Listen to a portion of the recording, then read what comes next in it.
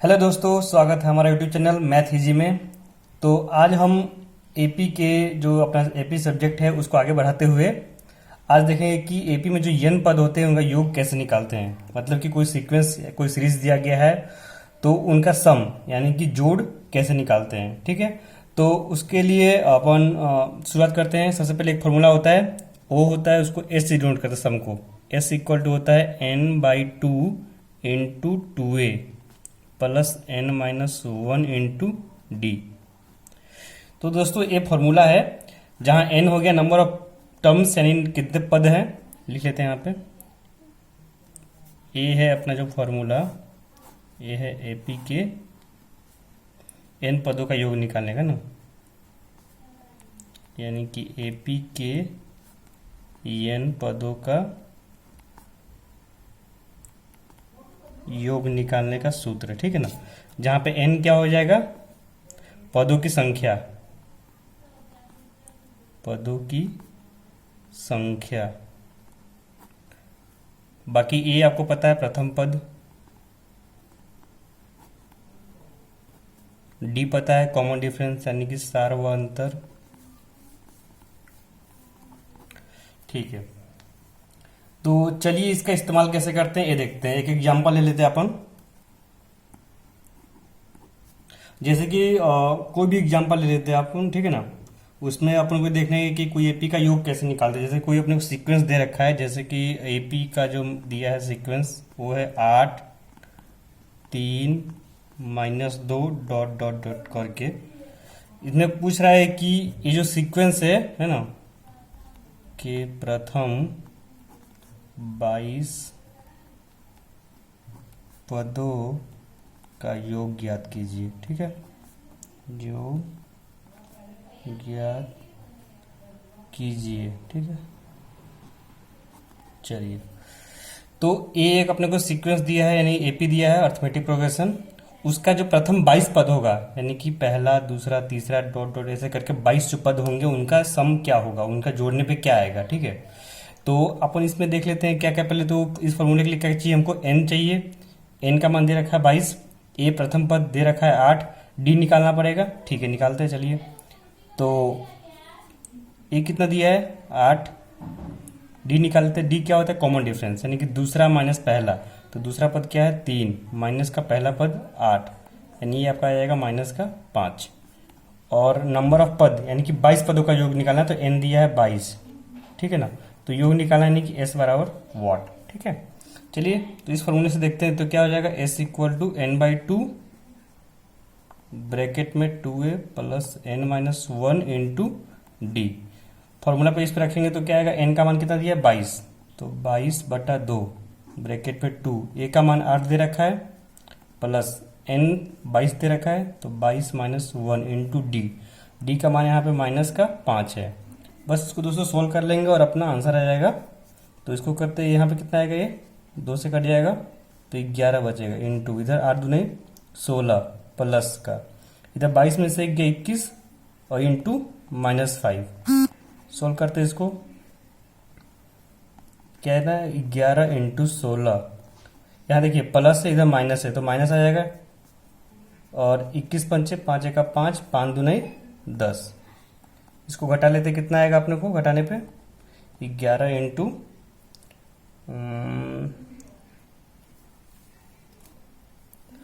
इसको कितना आएगा माइनस का 16 माइनस 105 यानी कि माइनस का 89। इसको जब गुना करोगे तो आपका 11×9 = 99 हासिल 9 11 88 88 और 9 97 निगेटिव साइन में आएगा। ठीक है, तो दोस्तों ये आपका आंसर होगा। यानी कि ये जो श्रेणी दी गई है उसके जो 22 पद आप लेंगे, पहला पद दूसरा पद तीसरा पद फिर ऐसे करके टोटल 22 पद लेंगे, उनका जब सम करेंगे आप जोड़ेंगे तो वो आएगा 989 के इक्वल आएगा। ठीक है, माइनस में। चलिए दोस्तों उसी फॉर्मूला पे देखते हैं दूसरा क्वेश्चन। एक हमको श्रेणी दी गई है 24 21 18 डॉट डॉट करके। इससे पूछ रहा है कि कितने पद लिए जाएं ताकि उनका योग 78 हो। अब हमको नंबर ऑफ टर्म्स निकालना है। टर्म्स कितने पद लेने पे उनका जो सम आए, समेशन यानी कि जोड़, वो 78 के इक्वल है। ठीक है, तो यहाँ पे देखते हैं क्या क्या दिया है। तो अपने को ए का मान निकाल लेते हैं। ए का मान कितना दिया है 24, प्रथम पद कॉमन डिफरेंस निकाल लेते डी। वो डी क्या होता है दूसरा माइनस पहला, तो दूसरा 21 माइनस पहला 24। अब घटाएंगे तो माइनस का 3 आ जाएगा। ठीक है, दूसरा अपने को कितना पद लिया जाए तो एन का मान निकालना है, उनका योग दिया है, यानी कि एस का मान दिया है। एस कितना दिया है 78 दिया है। ठीक है ना, एन का मान निकालना है। ठीक है, तो कुछ नहीं, फॉर्मूला लगाते हैं। एस इक्वल टू क्या था n/2 into 2a plus n-1 into D. ठीक है, तो एस सबकी दे रखा है कितना 78 लिख लिया। यहाँ पे n निकालना है अपने को, n/2 रहने देते हैं। 2 इंटू ए का मान कितना दिया है 24 प्लस n निकालना है अपने को n-1 इंटू डी का मान माइनस का 3। इसको सॉल्व करते हैं अब। तो इसको गुना करोगे कितना आएगा 8 गुना 16। हाँ, तो यहाँ पे कितना हो जाएगा, अब यहाँ पे तीसरा गुना कर लेते हैं 2 का, तो 8 दूनी 16, 7 दूनी 14, 1 15, 156 हो जाएगा। यहाँ पे n छोड़ देते हैं। यहाँ पे देखो 24 दूनी 48 हो गया। ठीक है, यहाँ पे गुना करेंगे तो कितना हो जाएगा माइनस का 3n, और ये माइनस माइनस प्लस हो जाएगा 3। सोल्व कर लेते हैं, कितना आएगा 156 इक्वल टू n टाइम्स कितना आएगा यहाँ पे 48 और ये 3 51 माइनस का 3n। ठीक है, इसको गुना कर लेते हैं तो 156 इक्वल टू कितना जाएगा 51n माइनस 3n स्क्वायर। इसको एक तरफ लाते हैं तो इधर इधर आएगा तो कितना आएगा 3n स्क्वायर। यहाँ 51 प्लस में है 51n, इधर आएगा तो माइनस में 51n, यहाँ बाकी इधर 156 था। अब देखिए दोस्तों, ये आपने पढ़ा होगा, आपने इससे जो पहली क्लास में 9वीं या 8वीं में आपको बताया होगा कि द्विघात समीकरण का हल कैसे निकालते हैं। तो कुछ नहीं, शुरू का फर्स्ट टर्म यानी कि जो द्विघात समीकरण में जो 3 ले लेंगे और इसका जो अपना कांस्टेंट पद है यानी कि अपना अचल पद है उसका गुना कर लेते हैं। तो ये कितना आपका आएगा, ये आपका आ जाएगा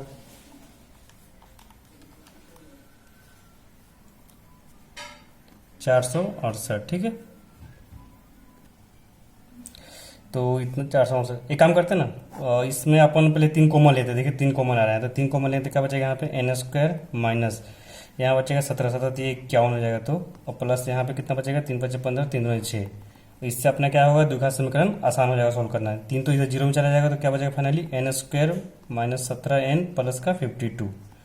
अब देखिए इस द्विघात समीकरण को हल करने के लिए क्या करेंगे, जो n स्क्वायर के साथ जो टर्म है यानी कि कुछ नहीं तो 1 है 1, और जो अपना कॉन्स्टेंट पद है यानी कि अचल पद 52 है, ये दोनों गुना करके कितना आ रहा है 52 आ रहा है। तो इसको अब इस ऐसा ब्रेक करना है अपने को, ऐसा ब्रेक करना है, इसको तोड़ना है अपने को, ताकि गुना करने पे तो 52 ही आए बट जोड़ने या घटाने पे कितना आना चाहिए 17 का आना चाहिए। ठीक है ना, तो अपन इसको देखेंगे तो इसको देखो तोड़ लेते हैं। तो 7 ये अपना क्या बोलते हैं 7 सॉरी 3 चौका 52 है ना। तो अगर अपन देखो तोड़ भी देते हैं 52 है 2 से, 2 दूनी 4, 2 छक 12, 13 दूनी 26, 13 का 13।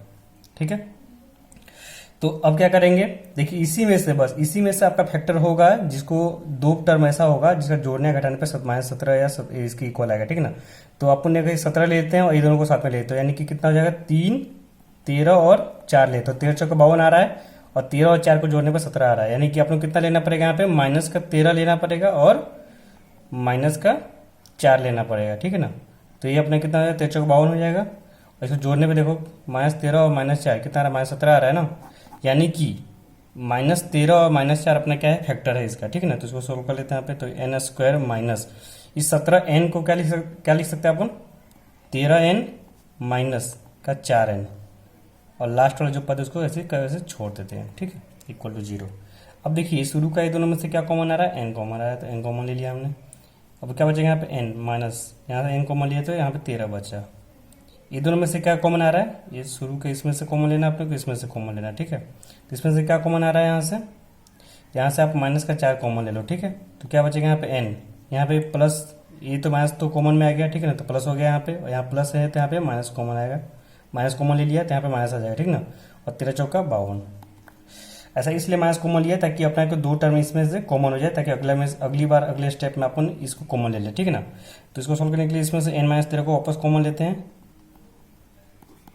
तो क्या बचेगा अपना यहाँ पे n बचेगा और -4, यानी कि n बचेगा और इधर -4 बचेगा इक्वल टू 0। अब आपने द्विघात समीकरण पढ़ा होगा, अपने यहाँ सोल्व कर लेते हैं। ठीक है, तो जगह कम पड़ रहा है यहाँ पे। तो अब यहाँ अपने पास आ गया वो n-13 into n-4 equal to 0। अभी दुर्गा समीकरण में पढ़ा होगा आप लोग ने पहले पिछले कक्षाओं में कि जब भी दो टर्म यानी दो पदों का गुना 0 के इक्वल होता है तो वह क्या होता है, पहला पद 0 के बराबर होता है अथवा ये दूसरा पद भी 0 के बराबर होता है, ठीक ना। वो अलग अलग 0 के बराबर होते हैं, यानी कि यहाँ से क्या हो जाएगा, यहाँ से n-13 इक्वल टू 0 होगा या n-4 इक्वल टू 0 होगा, ठीक ना। तो यहाँ से n का मान कितना आ जाएगा, या -13 तो हो जाएगा तो +13, n का मान 13 आ गया, यहाँ से कितना आएगा, n का मान 4 आएगा, ठीक है। अब दोस्तों यहाँ पे तो दोस्तों आपने यहाँ पे देख रहे हैं कि n के दो वैल्यू आए हैं, n इक्वल टू 4 और n इक्वल टू 13। अब देखते हैं, देखो यहाँ पे दोनों मान ही पॉसिबल हैं, कैसे, क्योंकि ये जो श्रेणी दी गई है 24, 21, 18 यह घटते क्रम में गई है, ठीक है ना। तो अगर आप जो 4 पद ले, शुरू के अगर 4 पद ले तो उसका मान 78 आएगा। देखो 1, 2, 3, अगर आपने इसको जोड़ कर देख लिया यहाँ से शुरू के 4 पद ले तो 24, 21, 18 कितना आएगा फिर 15। इसको आप जब जोड़िएगा ना तो आप देखिएगा ये शुरू के जो 4 पद लेंगे इनका भी सम कितना आएगा, 78 के इक्वल आएगा। या जो 13 पद हैं इसको 13 पद जब लीजिएगा तो 13 पद कहाँ तक जाएगा आपका, 24, 21, 18, 15 और पीछे कितना कॉमन डिफरेंस 3 है, तो 3 घटाते जाइए इसमें से, तो कितना जाएगा 12 और 3 घटाइएगा तो 9, फिर 3 घटाइएगा 6, फिर 3, फिर 0, फिर और घटाइएगा तो 0 में से तो माइनस में आएगा -3, -6, -9, ठीक है ना। तो कितना पद हो गया, 1, 2, 3, 4, 5, 6, 7, 8, 9, 10, 11, 12, एक और पद ले लेते हैं, कितना आएगा फिर -12, ठीक है ना। तो जब इसको भी कीजिएगा तो क्या आएगा, देखिए 12 से 12 कट जाएगा, 9 से 9 कट जाएगा, 6 से 6 कट जाएगा, 3 से 3 कट जाएगा, ठीक है ना। तो फाइनली कितना बचेगा अपने को, यही 4 तो बचेंगे, तो उसका भी सम कितना आएगा, 78 के इक्वल आएगा, ठीक ना। तो अब इससे ये होगा कि n के 2 मान के लिए इसका जो श्रेणी दिया गया उसमें उसका सम कितना आ रहा है, 78 के इक्वल आ रहा है, ठीक ना। तो आपका ये दोनों आंसर है, ठीक है ना। तो आप यहाँ पे लिख सकते हैं क्या कि अतः n इक्वल टू 13 एवं n इक्वल टू 4 के लिए योग कितना है, योग 78 है। तो आपने देखा कि कैसे अपन समांतर श्रेणी का जो सम का फॉर्मूला है, योग का फॉर्मूला है, उसकी मदद से हम इस क्वेश्चन को हल किए, ठीक है ना। चलिए अब आगे के लेक्चर में हम ये देखेंगे कि इससे रिलेटेड और भी जो क्वेश्चन बनते हैं, जो कॉम्प्लेक्स होते हैं, जो काफ़ी कठिन होते हैं देखने में, बट होते हैं काफ़ी इजी, बट आपको लैंग्वेज में घुमा देगा, आपकी भाषा जो होगी आप उसको पकड़ नहीं पाइएगा, तो उसको हम आगे देखेंगे। और इस फॉर्मूले का एक और रूप होता है, वो हम अगली क्लास में देखेंगे। इसके बाद आप देखेंगे कि ये जो अपना अर्थमेटिक प्रोग्रेशन यानी कि समांतर श्रेणी है, यह पार्ट अपना पूरी तरह से समाप्त हो जाएगा। लेकिन मैं चाहूंगा कि अपना जो एनसीईआरटी बुक है उसके हर एक क्वेश्चन को मैं आपको सॉल्व करवाऊं, हर एक क्वेश्चन 5.1, 5.2 जो भी है उसको हल कराऊं। ये आपका थ्योरी पोर्शन अगले लेक्चर में खत्म हो जाएगा। उसके बाद से अपन पूरी क्वेश्चन को 1 बाय 1 करके देखेंगे और इसको सॉल्व करेंगे, ताकि आपको कहीं भी किसी प्रकार कोई दिक्कत ना हो। और हाँ, आपके डाउट जो हैं उसको सॉल्व करने के लिए मैं सोच रहा हूँ कि एक टेलीग्राम चैनल को क्रिएट करूँ, और ताकि आप उस पर जुड़ सके हमारे साथ और अपने डाउट्स को शेयर करें। कोई भी डाउट हो आप उसे पोस्ट कीजिए, आपको रिप्लाई जरूर दिया जाएगा, ठीक है। तो बहुत जल्द मैं टेलीग्राम चैनल भी लाने वाला हूँ आप लोगों के लिए। तब तक बने रहिए हमारे साथ, पढ़ते रहिए, एंजॉय कीजिए मैथ इजी के साथ, और चैनल को जरूर सब्सक्राइब कीजिए। Thank you.